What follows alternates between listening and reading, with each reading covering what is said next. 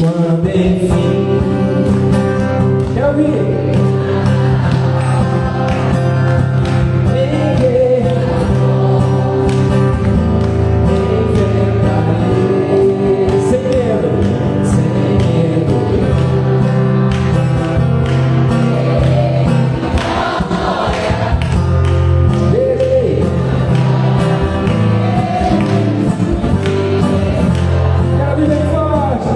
O que ele vive, posso perdoar, porque demora, mas eu sei que a minha vida está.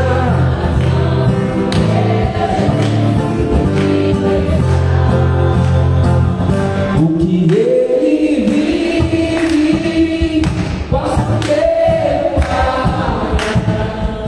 porque ele demora, mas eu bem sei que a minha vida está que vive está. Que vive está. Para o Senhor, Ele vive. Ele está vivo, não está morto na cruz. Aleluia.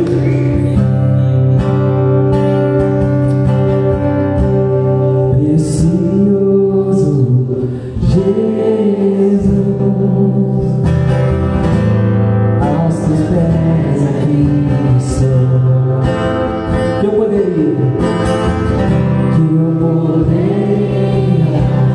te oferecer o tudo que tu és. No início precioso,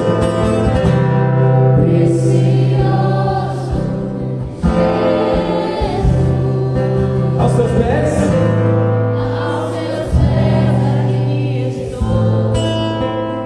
que eu poderia te oferecer por tudo que tu és. Tudo que tem, tudo que tenho eu.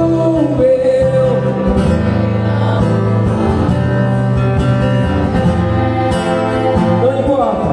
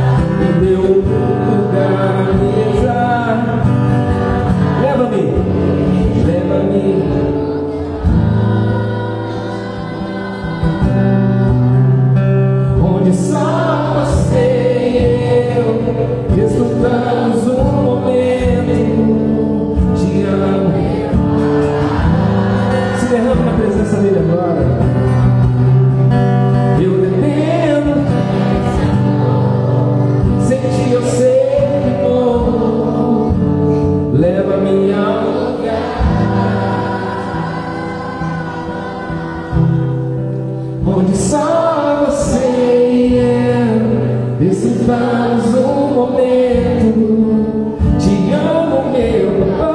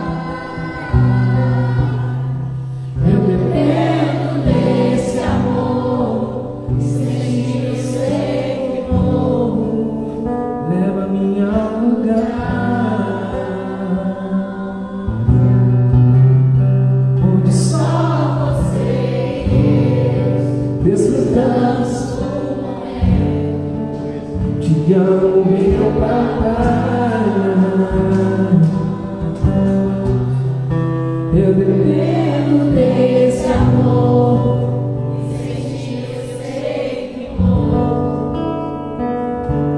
Aleluia. Nada somos sem tua presença, Senhor. Sua presença vale mais.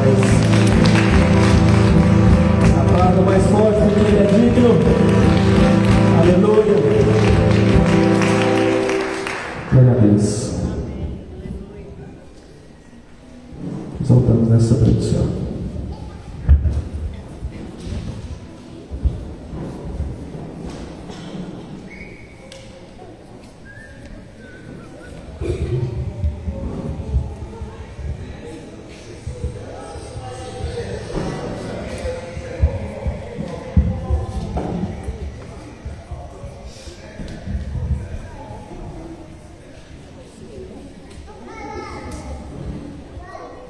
Amém, graças a Deus.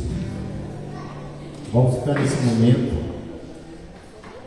em oração pelas vidas das crianças. Aqui está o futuro da nossa nação, o futuro da nossa igreja. Que o Senhor possa dar a essas crianças sabedoria, conhecimento. Passa para a Renata, tá? Amém. Vamos chegar nas suas mãos para a gente estar orando. Senhor Deus, Pai amado, obrigado, Senhor Deus, por mais um domingo que nós estamos aqui, Pai, na Tua presença. Queremos te pedir agora que o Senhor possa falar aos nossos corações, as crianças que vão estar ali, nos ajude, nos dê a Tua revelação para a vida delas, Pai, e para quem vai estar aqui também, Senhor Deus. Que o Senhor possa ministrar ao coração, que seja o Teu Espírito Santo falando, Pai, em nome de Jesus. Amém. Graças a Deus. Irmãos, queria estar chamando o irmão André para dar um testemunho.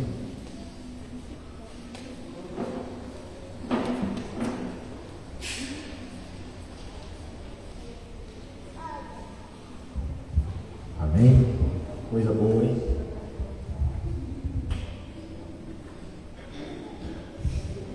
Boa noite, irmãos.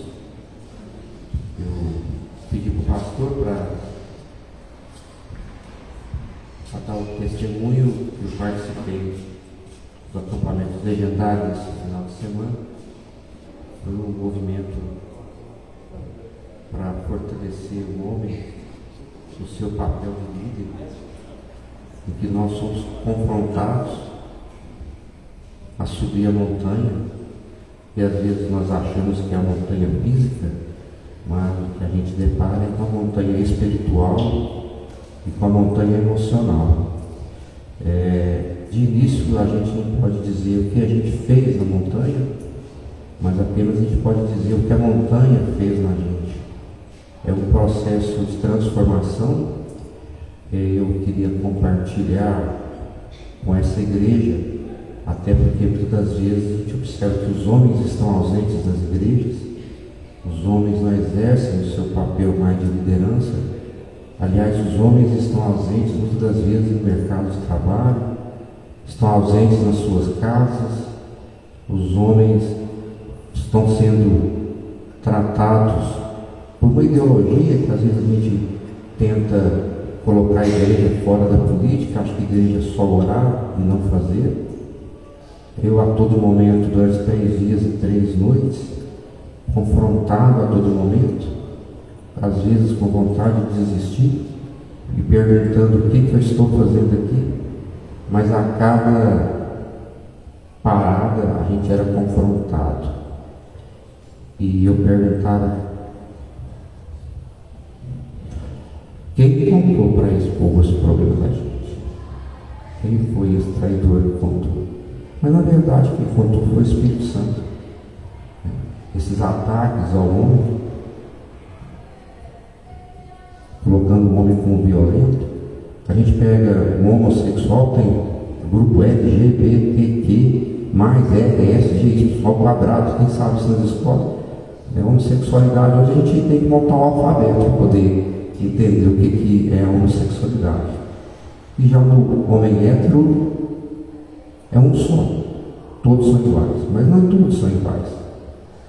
Lá naquele encontro, você é confrontado a descobrir o que é um homem alfa. O homem alfa, apesar de nas escolas, por influência daquele insano de Paulo Freire, nós colocamos o homem como violento, o homem como inimigo da mulher, a mulher como inimiga do homem. Então os dois passam a ser inimigos dentro de uma casa e não cooperadores. O homem violento, mas lá a gente consegue aprender nos livros que existe um homem beta e um homem alfa. E o violento é o homem beta. Por incrível que pareça, é o homem frouxo. É o frouxo que é o violento. E o seu Dalmo deve saber isso. É o boi sonso que abre a carteira, não é seu Dalmo. Porque o homem frouxo, ele não tem o respeito da sua mulher. Ele não tem o respeito da sua família. Ele não tem o respeito dos seus filhos. Ele não é líder. Ele é frouxo. E então, quando ele é confrontado pela sua mulher, porque a sua mulher não o respeita, ela não o admira, está com ele por vários fatores. Ele torna-se um homem violento. Mas o homem alto não. Ele é o líder, ele é admirado. Ele é respeitado pela sua mulher. Ele tem segurança. E sua mulher sabe que se ela não tratar ele bem, outras mulheres o quererão. Então ela trata ele bem e ele a trata bem. Então esse é um homem que está na Bíblia. Esse é um homem que tem que proteger a mulher e não agredir a mulher. Porque o homem é mais forte fisicamente que a mulher, para que ele possa proteger a mulher. E a todo momento isso é nos mostrado o nosso papel de ausência, porque não existe um divisor. Você é um homem frouxo, você é um homem alfa. O homem beta, que é o frouxo, e o homem alfa, que é o que exerce o seu papel. Há momentos, talvez, que nós nos transformamos em homem beta. Em alguns períodos nós podemos ser o alfa.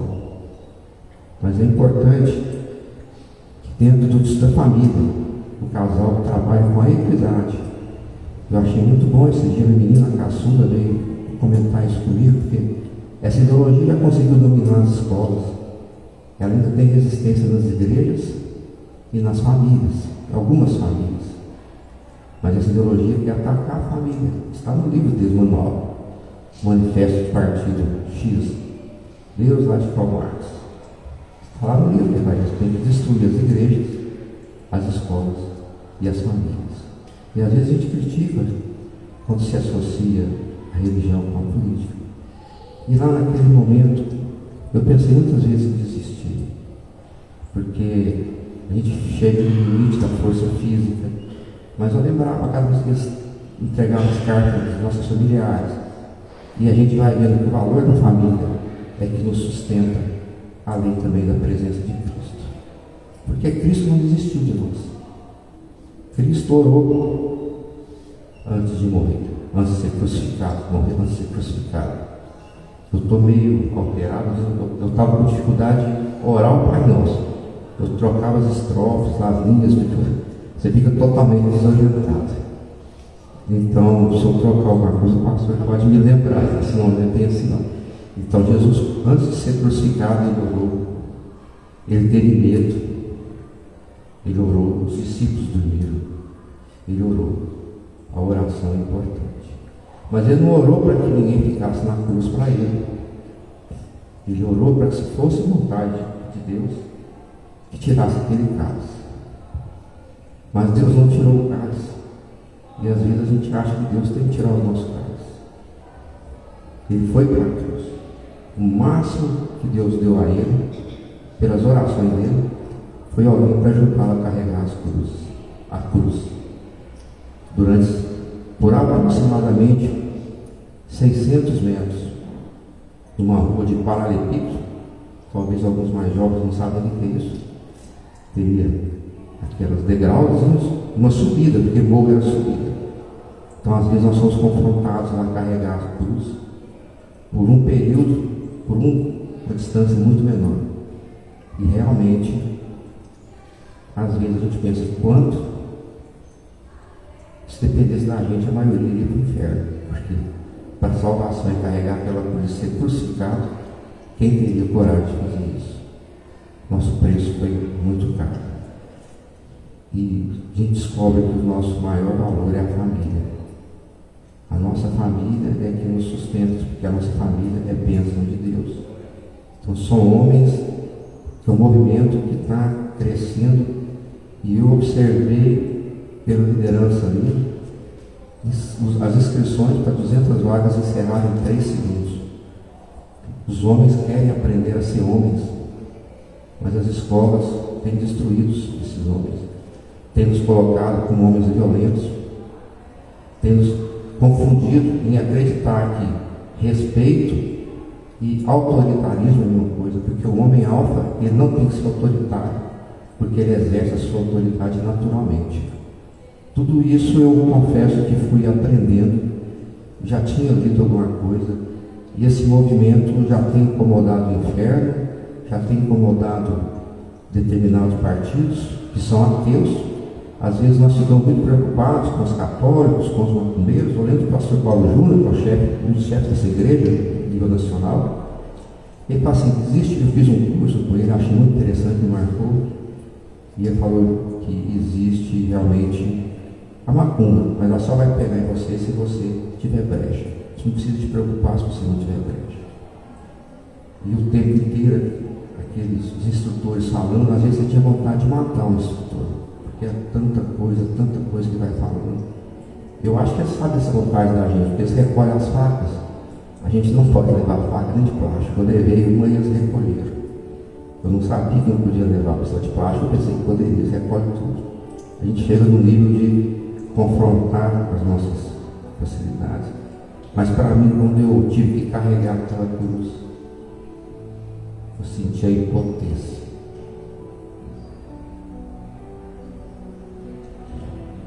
Do papel de Deus, de Jesus, nas nossas vidas.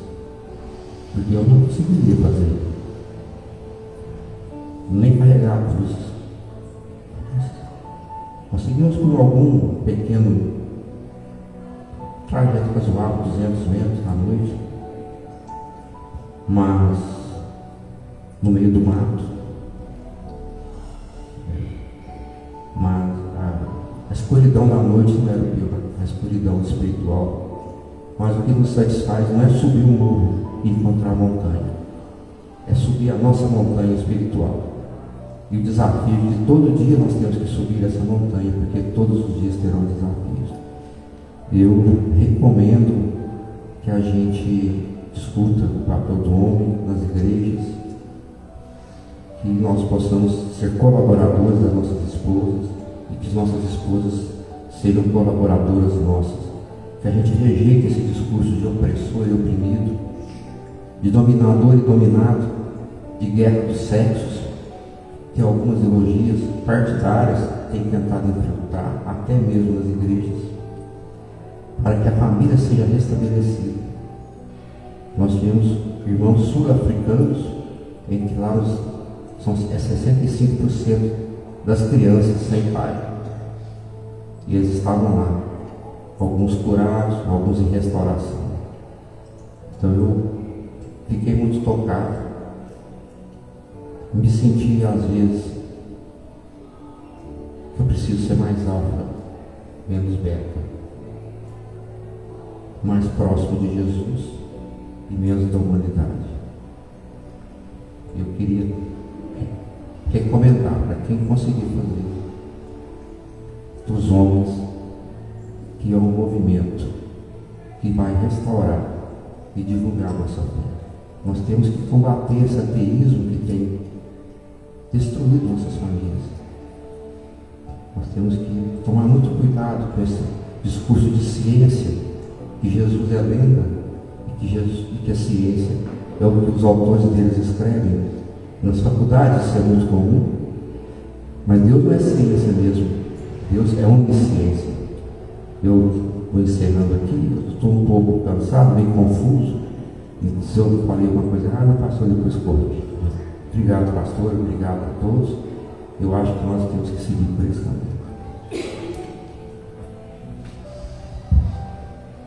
Amém, glória a Deus. Que lindo testemunho, né? O Senhor querendo restaurar a família. família, o Senhor querendo restaurar a igreja, o Senhor querendo resgatar a humanidade mais uma vez. É interessante, eu cheguei a arrepiar quando o André estava falando aqui. A gente olhar assim, espectador de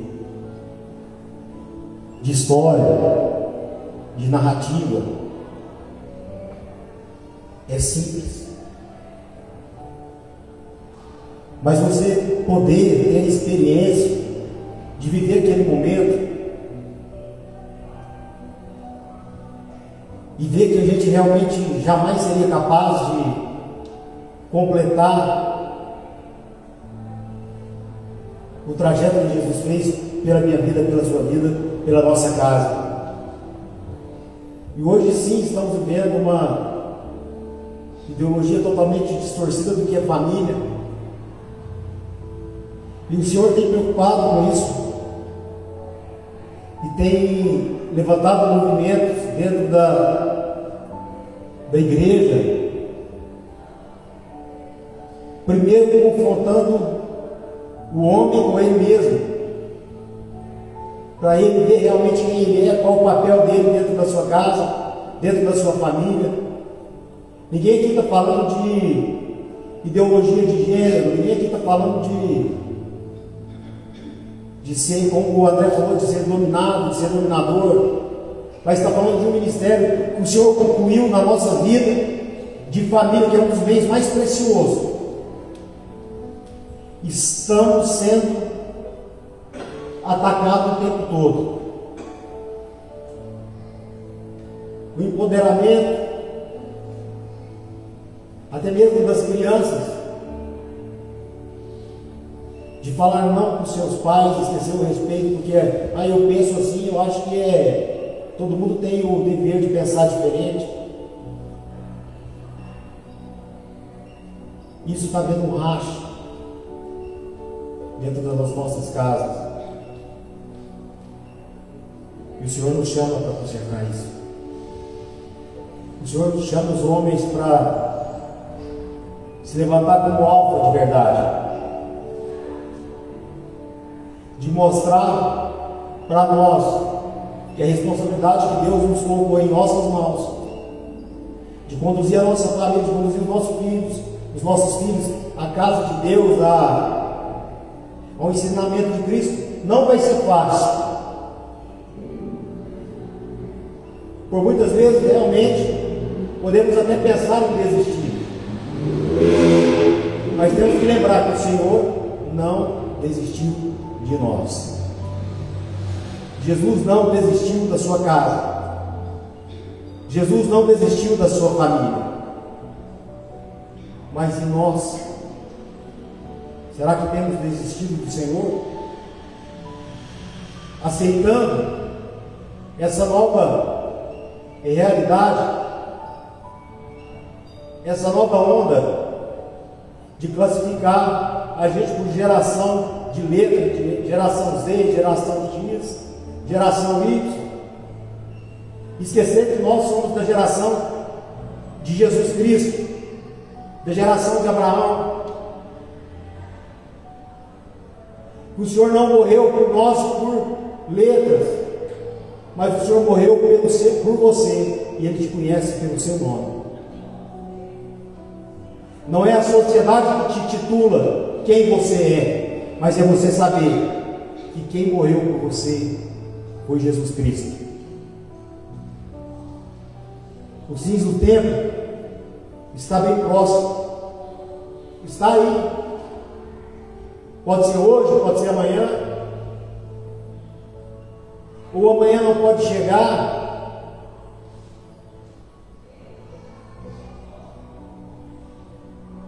E se a gente ficar numa posição que nós estamos, será que realmente vamos herdar o reino dos céus? Será que agradamos o Senhor Jesus com as nossas atitudes? Será que estamos agradando ao Senhor com a nossa família? Será que você quer competir com o seu marido? O marido quer competir com a sua esposa? Quem é que manda? E não está tendo mais aquele diálogo de ser um ajudador do outro e levarmos a nossa família ao colo do Senhor, à presença de Deus. Interessante que o Espírito Santo ele é tremendo. O Senhor me deu uma mensagem hoje que fala realmente sobre isso, sobre a libertação, a cura da alma, a cura do coração ferido, da alma angustiada. Fala sobre isso,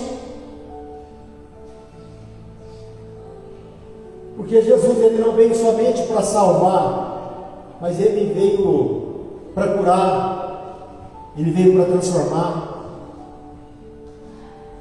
e confiar em nossas mãos a proclamação do seu Evangelho ao próximo, aos mais próximos de nós.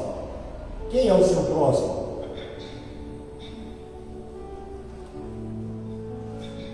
Irmãos, temos que refletir mesmo. Temos que visitar o nosso coração, visitar a nossa mente, visitar as nossas escolhas. Se realmente estamos no caminho certo, se não tiver, há tempo de voltar. Antes que Jesus volte. O Senhor, Deus, Ele não construiu o inferno para mim, nem para você. Ele não construiu o inferno para ninguém que está aí fora, mas Ele fala que foi para o céu para preparar a nossa moradia. E se estivermos caminhando para o inferno, pelas nossas escolhas, não é porque Jesus te mandou para lá. Você está caminhando para aquele lugar, mas há tempo de voltar. Há tempo de fazermos novas escolhas. Há tempo de consertar a nossa vida. Quantas pessoas estão aí sendo escravizadas pelo pecado, escravizada pela dor, escravizada pela falta de perdão, escravizada, presa, porque não sabe falar eu te amo, não sabe expressar o amor, porque são tantas feridas, são tantos machucados no coração, até mesmo na alma,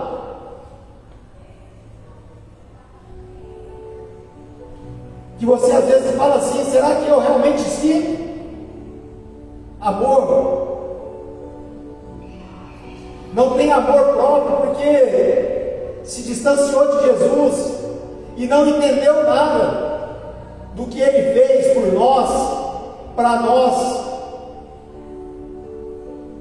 E cada dia, cada passo que damos, mais distante às vezes ficamos.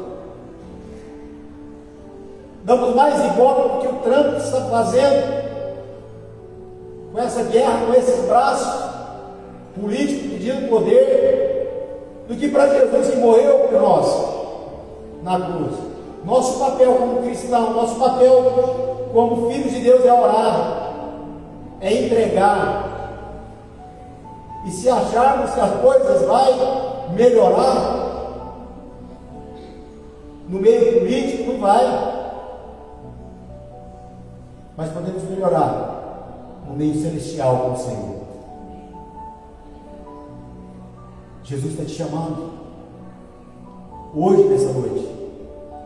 O Senhor está chamando a sua casa hoje, nessa noite, para ter um novo concerto,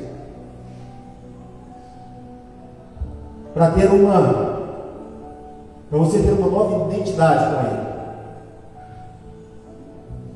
Vamos abrir lá em João, no capítulo 8, no versículo 34 ao 36.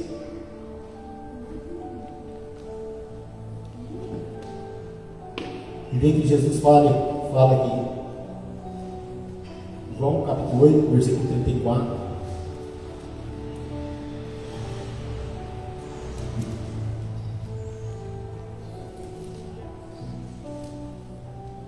Ao 36.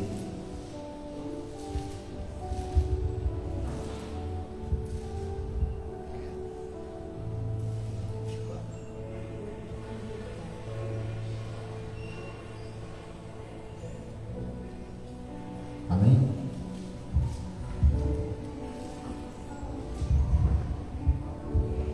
Aqui fala assim: respondeu-lhe Jesus: em verdade vos digo, que todo aquele que comete pecado é servo do pecado. Ora, o servo não fica sempre em casa, o filho fica para sempre. Pois se o filho vos libertar, verdadeiramente sereis livres. Em outra tradução, aqui fala o seguinte: fala assim, em verdade vos digo, que todo aquele que comete pecado é escravo do pecado. Ora, o escravo não fica para sempre em casa, mas o filho fica para sempre. Pois se o filho vos libertar, verdadeiramente sereis libertos. Aqui fala que Jesus fala que se ele nos libertar, verdadeiramente seremos libertos, seremos livres. Mas aquele que fica no pecado, ele é escravo do pecado. E o escravo, ele não tem lugar próprio. Ele vai aonde o seu Senhor ele manda. E se você não é liberto, o Senhor que governa a sua casa, que governa a sua vida, não é Jesus. Porque Jesus fala que ele veio para nos libertar, ele veio para nos salvar, ele veio para nos restaurar. E essa libertação que o Senhor nos dá, que Jesus Cristo nos deu, custou caro. Ela custou a sua morte na cruz do Calvário. Como o irmão André falou, quando eles estavam ali no monte das oliveiras, estavam ali orando, Jesus saiu um pouco adiante, os discípulos ficou um pouco para trás, e Jesus estava ali orando, chorando, pedindo ao Senhor com o coração angustiado. Como o irmão André falou, ele não estava pedindo outra pessoa para morrer no lugar dele. Ele estava pedindo simplesmente: Senhor, se possível de mim, afasta esse cálice. Ele estava falando com o pai dele. Imagina você sendo o pai de um único filho que não cometeu nenhum crime, que não cometeu nenhum pecado. Ele chega diante de ti e fala assim: Pai, o Senhor sabe que eu vou sofrer. Se possível, não deixe eu sofrer. Você como pai, qual seria a sua decisão? Se tiver que sofrer, que sofra eu, meu filho não vai sofrer. Essa seria a decisão do pai. Jesus estava ali pedindo clemência, quem sabe? Falando com Deus: Papai, o Senhor sabe. A dor é tanta que eu estou orando, gotas de sangue saiu do meu rosto. A angústia já perturba o meu coração. A dor já fere a minha alma. Se possível, afasta esse cálice. Mas todavia não seja feita a minha vontade, mas sim a tua vontade. Como o irmão André falou, o máximo que Deus fez foi arrumar um homem que ajudasse a carregar a cruz para alguns médicos. E quando Jesus estava carregando aquela cruz, ele tomava chicotadas que na ponta daquele chicote tinha várias esferas cortantes que causavam mais de 30 hematomas cada chicotada. Ele não largou a cruz, ele carregou. caminhou cada passo, para que no final daquela caminhada ele fosse pregado sem anestesia. Tiraram a roupa dele, ele ficou crucificado pelado.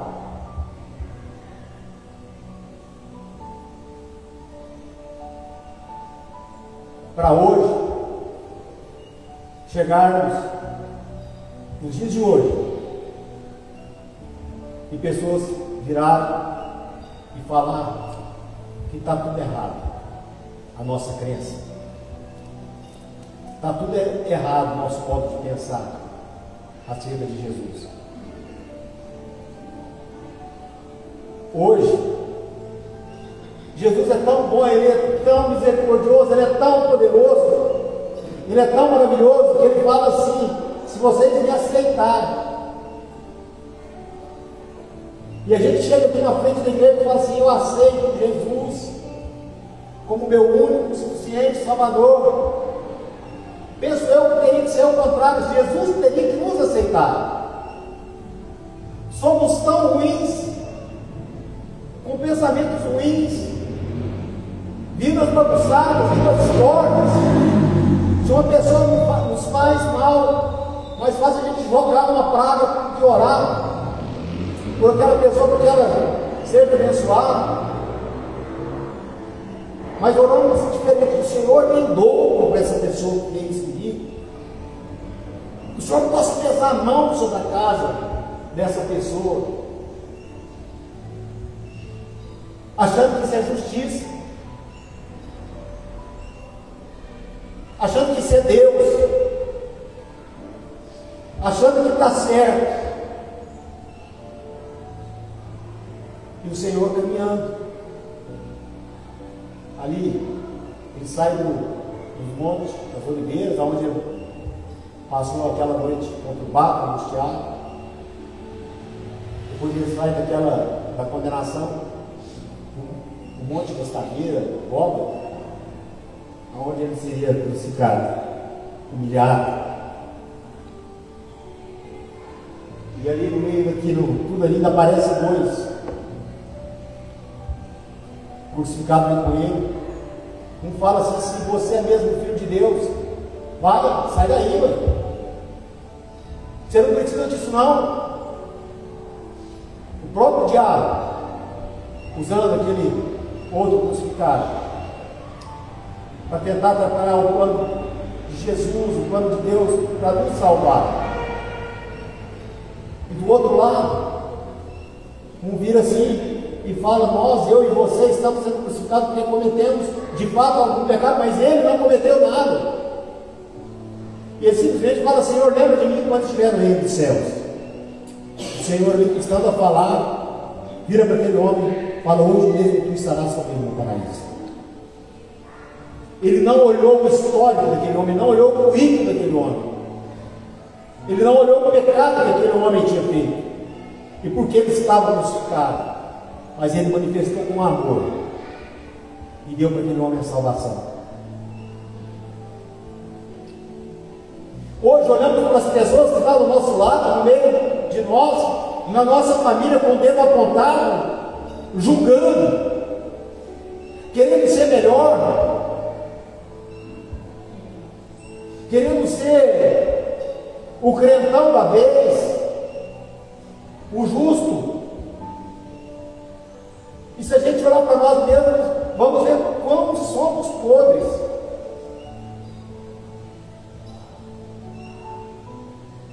Não agimos com justiça, não agimos com amor, muitas vezes agimos como juízes, o julgador, o sentenciador. Esse não tem jeito, essa sofre porque é ruim. Isso está passando por essa aprovação porque nunca prestou na vida. É comum ouvirmos isso de pessoas que se dizem cristãos, pessoas que se dizem crentes,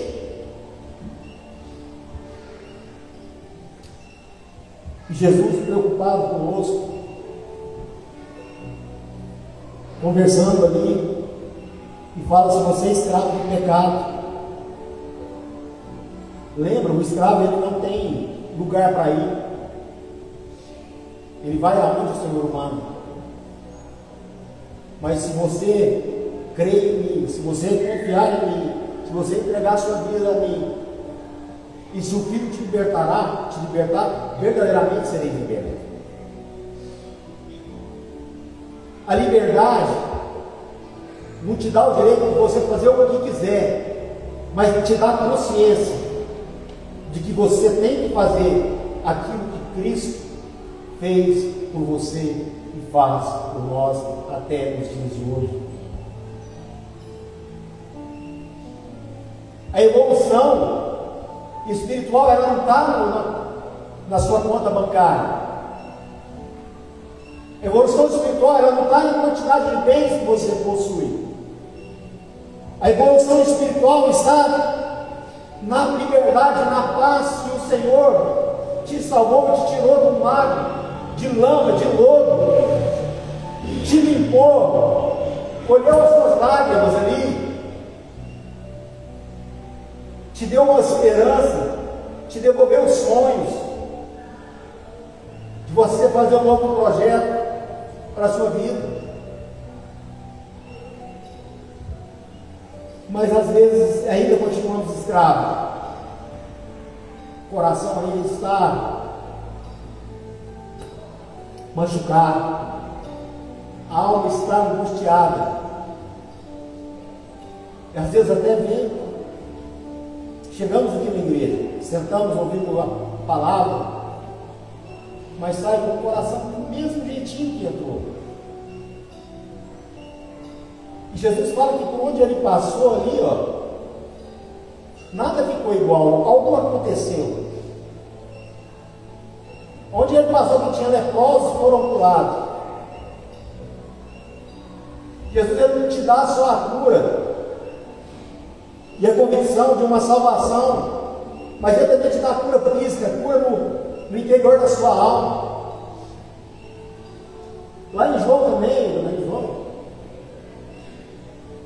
acho que é Mateus, fala que quando Jesus estava passando, uma mulher que tinha 12 anos ali com fluxo de sangue, tinha gastado seu dinheiro com muitos médicos, e naquela época era tão ruim para uma mulher ficar no seu ciclo menstrual, porque era considerada uma mulher impura durante aqueles dias, era isolada. Imagina uma mulher que ficou dessa forma por 12 anos.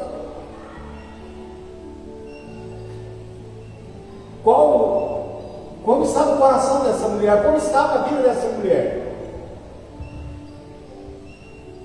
Mas um dia ela decidiu que se eu encostar somente na orla das suas vestes, eu serei curada. Ela creu e foi. E Jesus curou ela. Vira para ela e fala assim, não, ele vira para os discípulos e fala assim: alguém me tocou. Os discípulos falam assim: não, você está de brincadeira.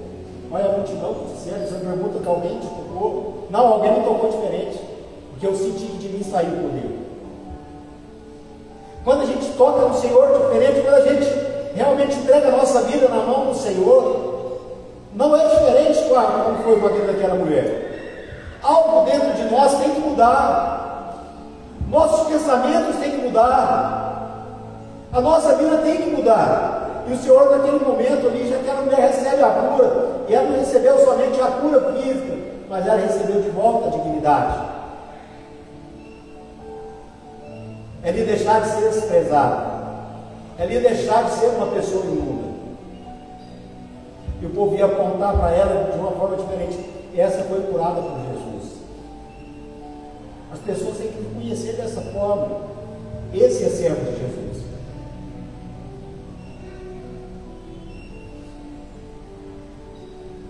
E desde o Antigo Testamento, quando o Senhor se apresenta aquele povo de Israel como Jeová Rafá, como Deus de cura,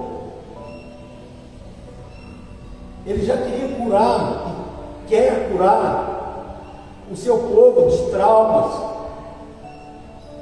Ele quer curar o Senhor, porque tem muitas pessoas que às vezes foram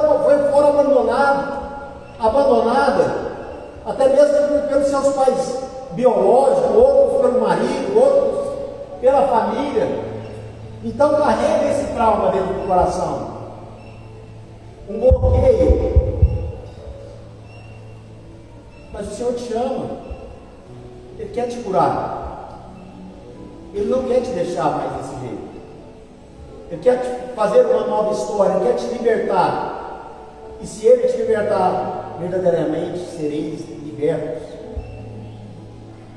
Que possamos deixar de ser orgulhosos, que possamos de fato deixarmos de ser essas pessoas arrogantes e se entregar diante do Senhor como vulneráveis de verdade, da graça e da misericórdia dEle, para alcançar a nossa vida, a nossa casa, restaurar os nossos sonhos.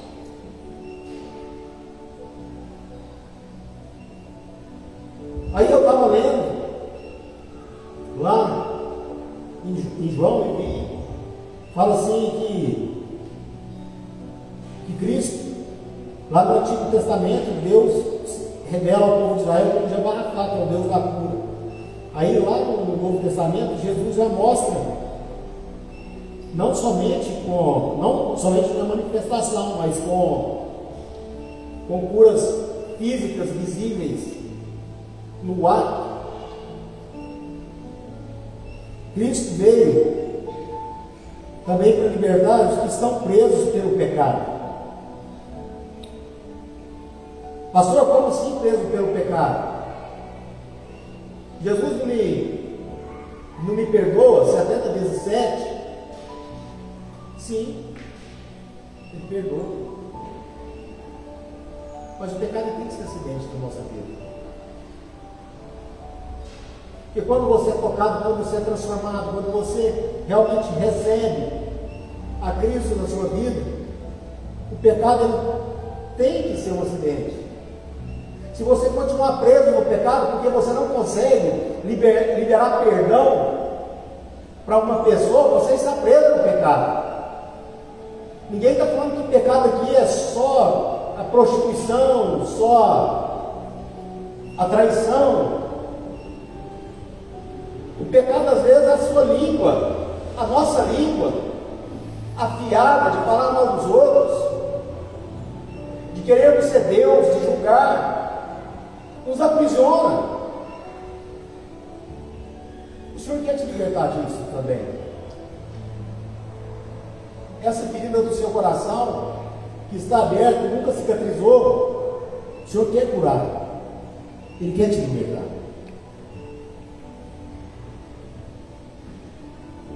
E temos que entender isso. O preço foi muito alto. Quantos de nós já sentiu uma dor emocional, espiritual, parecendo que às vezes seria impossível de sair daquela situação, de superar? E a nossa caminhada se torna cada dia mais difícil e solitária. Quem gosta de ficar perto de pessoa angustiada? Quem gosta de ficar perto de pessoa que só fala de problema? Quem gosta de ficar perto de pessoa que só chora? Quem gosta de ficar perto de pessoas que não tem uma palavra de ânimo? Então a caminhada dessa pessoa começa a ficar solitária e vazia, até encontrar Jesus. E Jesus cura a sua forma física. Deus te dá um novo ânimo espiritual. Deus te dá esperança. Deus te devolve sonhos. A palavra de Deus fala assim que João negou Jesus. Pedro negou Jesus por 3 vezes. Ele negou que não conhecia Jesus, que não estava com Jesus, por medo. Por medo. Fala que depois disso Pedro ficou angustiado, com dor no coração, de ter acompanhado Jesus na sua trajetória. Um homem que andou sobre o mar, porque Jesus chamou bem e ele andou sobre as águas. O homem que viu um paralítico levantar e andar. O homem que viu essa mulher de fluxo de sangue ser curada instantaneamente. O homem que viu Jesus ressuscitar. O homem que sentou do lado do Senhor Jesus e viu tantas maravilhas que o Senhor fez. O homem que viu Jesus ser crucificado pelos nossos pecados. Ele estava lá. Ele negou que conhecia tal Senhor. Fala que quando ele ressuscitou Jesus, ele manda Maria até a ele, Maria até ele, fala assim, fala para Pedro que eu vivo.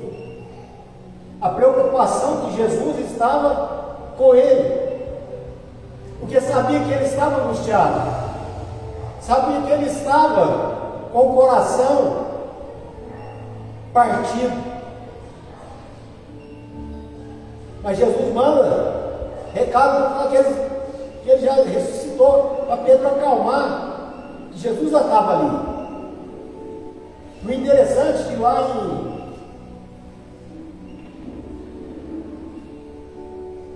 em João, no capítulo, não precisa abrir não, mas lá em João, no capítulo 21, versículo 15 ao 17,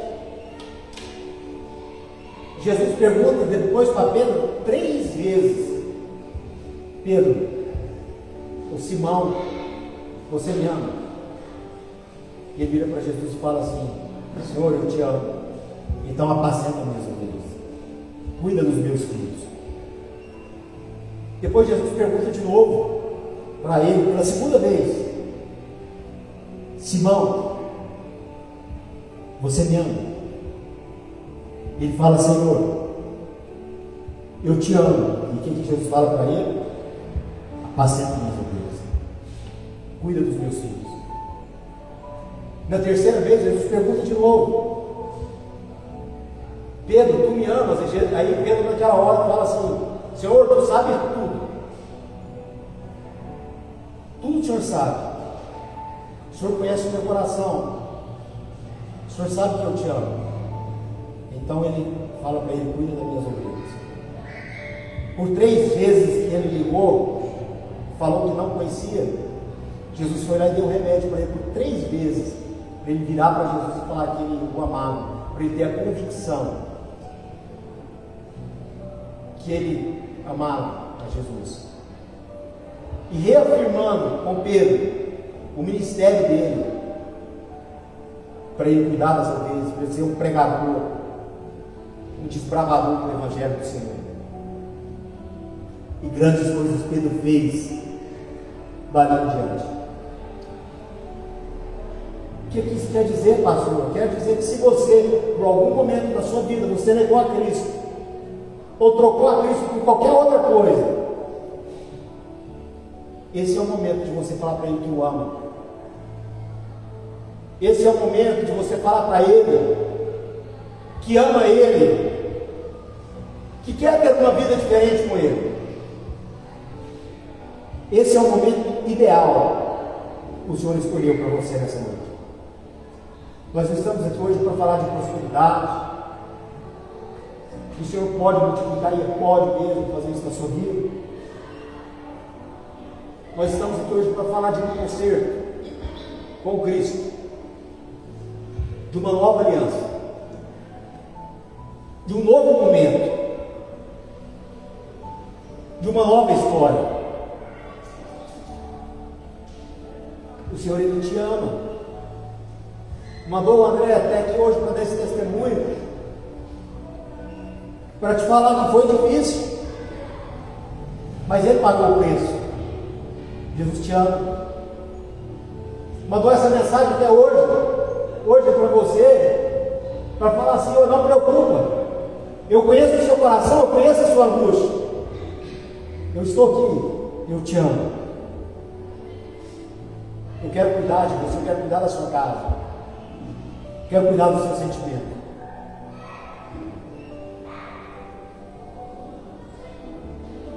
Lá em Salmos, no capítulo 147, o salmista fala assim que só Ele, só Deus, pode curar o coração ferido,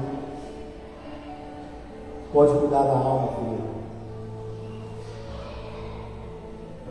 Tem um texto lá em Salmos também que Davi fala assim: aquieta-te, ó minha alma.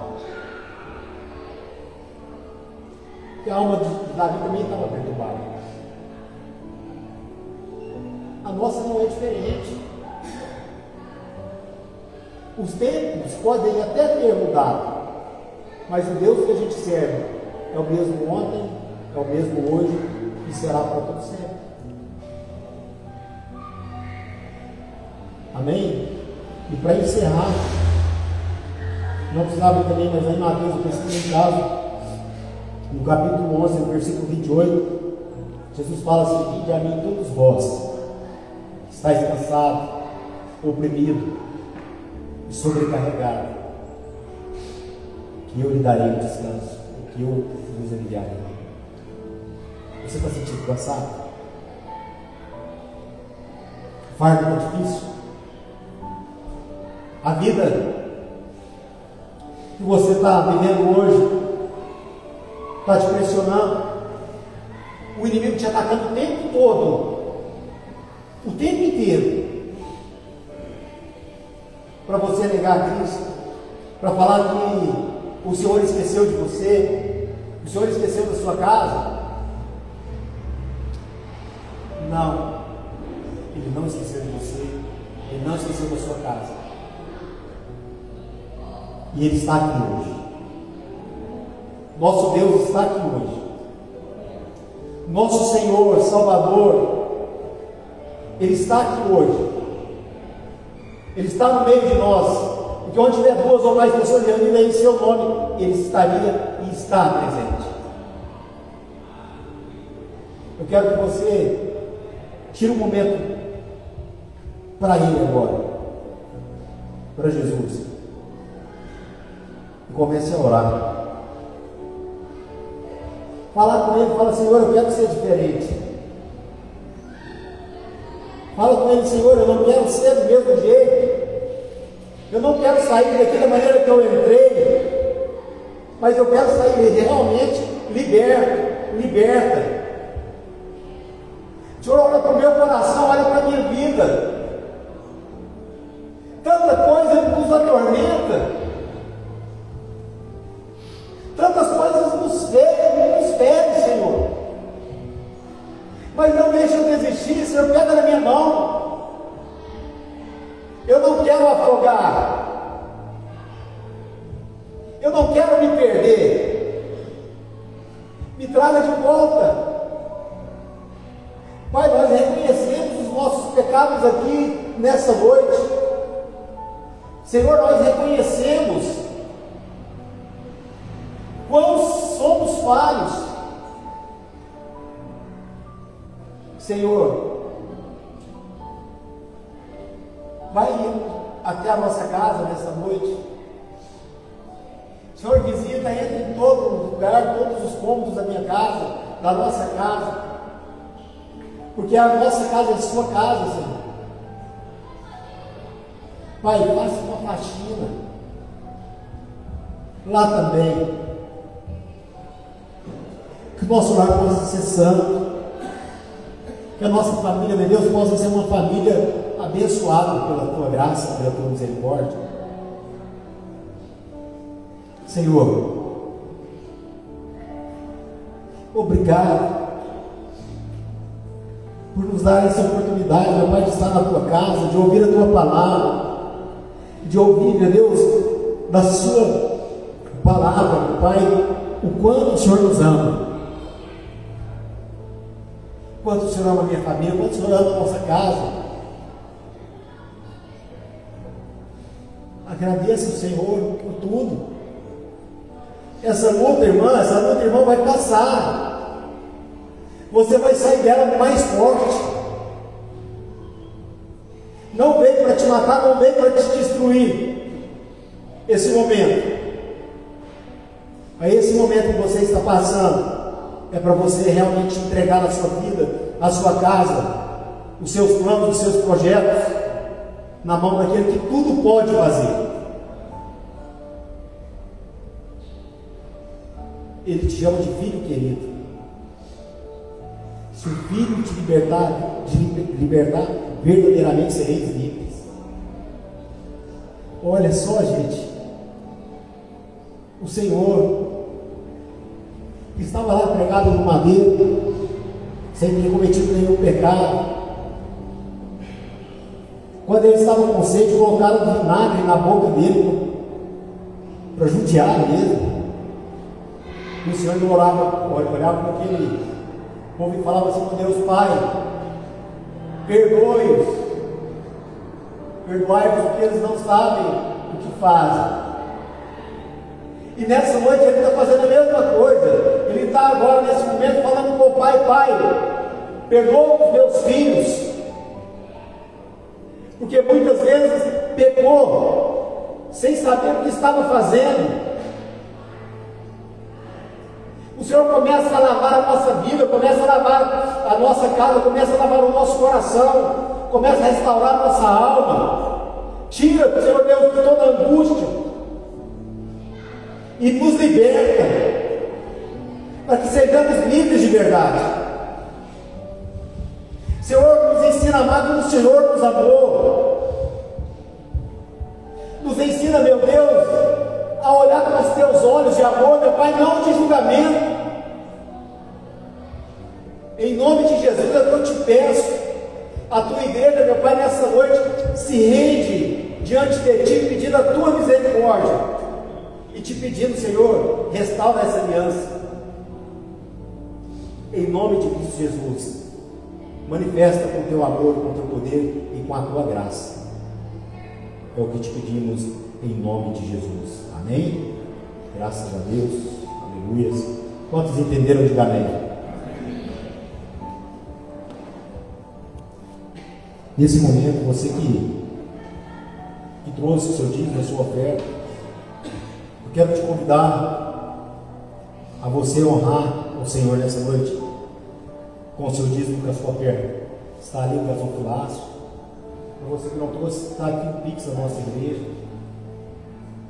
Essa obra que o Senhor colocou em nossas mãos, essa igreja, o Senhor colocou nas nossas mãos para que nós possamos realmente contribuir com o seu reino, para que tudo isso esteja funcionando. Se o Senhor quisesse, quando foram cobrados os tributos dos seus discípulos, aí eles foram até Jesus: Senhor, estão cobrando ali os impostos, o que eu devo fazer? Sabia que o Senhor poderia simplesmente ter feito brotado de dinheiro, ouro, mas lá os discípulos assim: vai até o mar e joga a rede.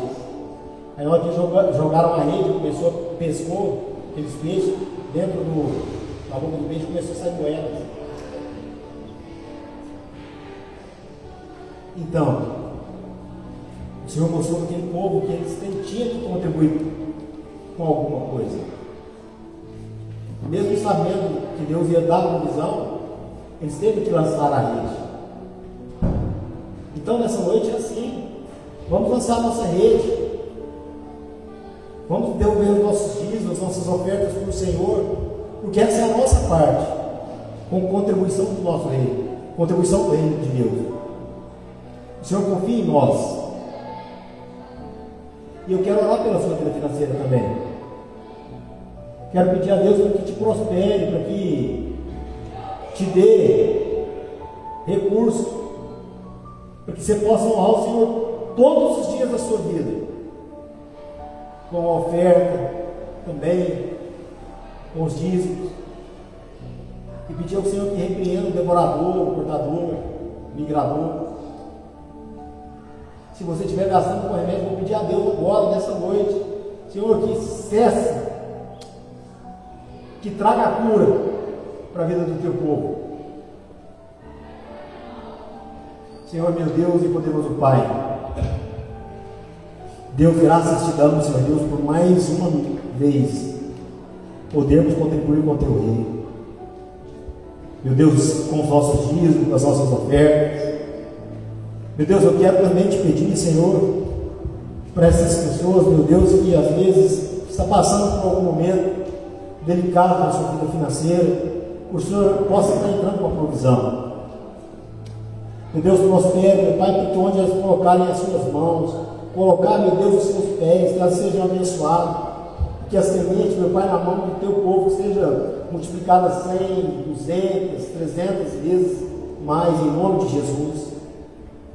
Pai, que a gente possamos entender e ter no nosso coração que temos responsabilidade de contribuirmos com o teu reino, aqui na terra, com os nossos dízimos e também com as nossas ofertas.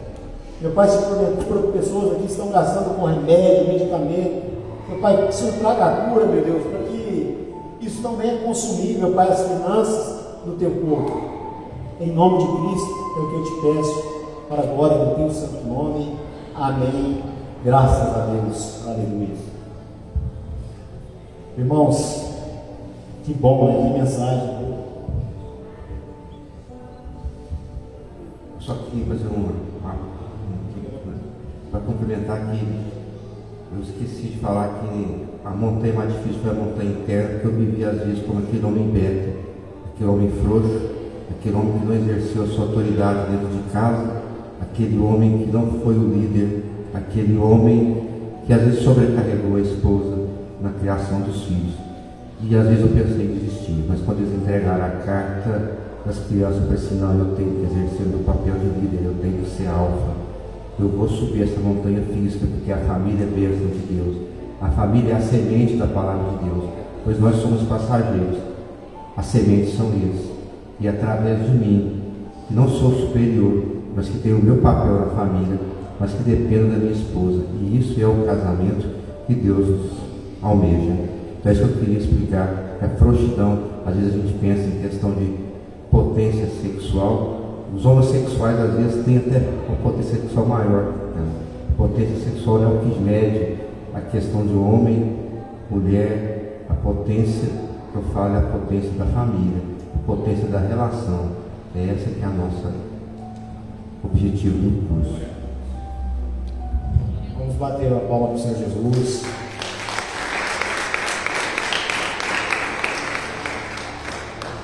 Irmãos, eu creio que vocês não vão embora da maneira que vocês entraram nessa noite. Vocês vão sair daqui com uma vida realmente transformada para a glória do nome de Jesus. Amém? Vamos ficar de pé.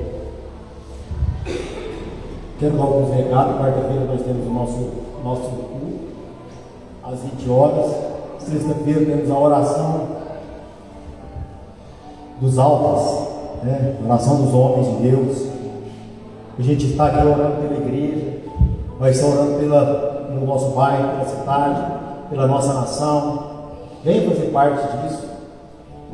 Tome isso como realmente como dever de servos de Deus, estarmos orando pela nossa casa, pela nossa família, pelos nossos bairros na sexta-feira.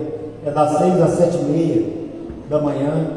O horário é bem cedinho, é isso mesmo, tem o sacrifício que às vezes temos que fazer, mas é o que o Senhor tem nos chamado. Amém? Quero despedir da igreja, pedindo ao Senhor que te leve para a sua casa, em paz, em segurança, que te dê uma semana abençoada, livre de todo mal, de todo embaraço de Satanás, que todos os planos do diabo contra a sua casa, contra a sua vida, caia por terra agora em nome de Cristo Jesus. Essa semana é uma semana de vitória. Essa semana é uma semana de restauração. Essa é uma semana de uma nova identidade nossa com Cristo. Hoje estamos nascendo de novo. Hoje vamos viver uma vida nova com o Senhor, de agora em diante. E que o amor de Deus Pai, que a graça de Jesus Cristo e que a doce comunhão do Espírito Santo de Deus seja com todos agora e para todo sempre. Amém. Vai em paz, que Deus abençoe.